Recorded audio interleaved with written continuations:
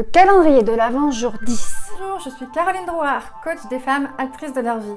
J'accompagne les femmes à reprendre leur vie en main et à se reconnecter à leur nature profonde. En cette période de préparation de Noël, je vous ai préparé un calendrier de l'Avent sous forme de capsules vidéo journalières. Donc n'hésitez pas à vous abonner à ma chaîne YouTube pour avoir votre vidéo quotidienne.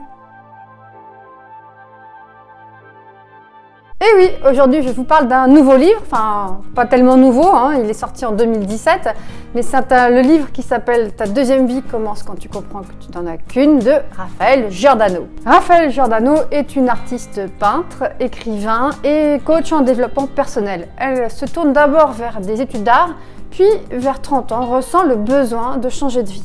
Je vous parle de ce livre parce que c'est un livre qui m'a marqué.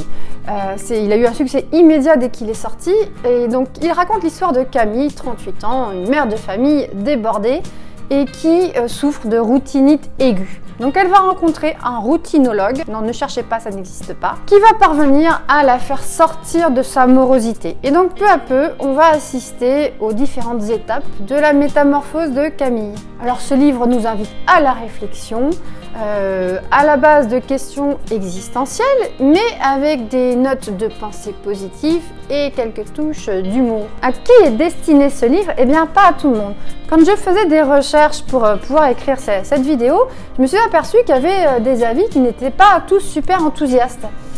Parce que moi, quand j'ai lu ce livre, je me rappelle que j'étais super contente de lire ce livre et qu'il m'avait vraiment marqué. Mais c'est peut-être parce qu'à l'époque, je n'avais pas lu autant de livres sur le développement personnel. Alors c'est un roman quand même, c'est un livre léger qui est très bien pour commencer et aborder le développement personnel.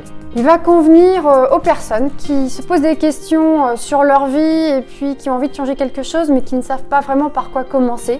Donc je trouve que ce livre est très sympathique, mais je ne le conseillerais pas aux personnes qui lisent déjà des romans de développement, qui lisent déjà des livres de développement personnel parce que si elles cherchent quelque chose de nouveau, c'est pas là-dedans qu'elles vont le trouver.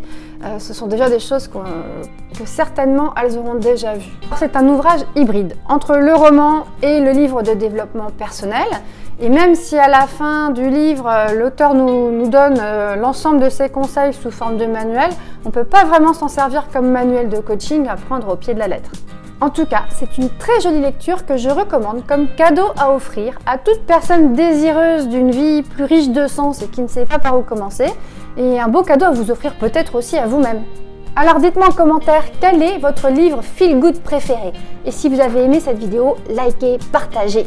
Allez, à demain!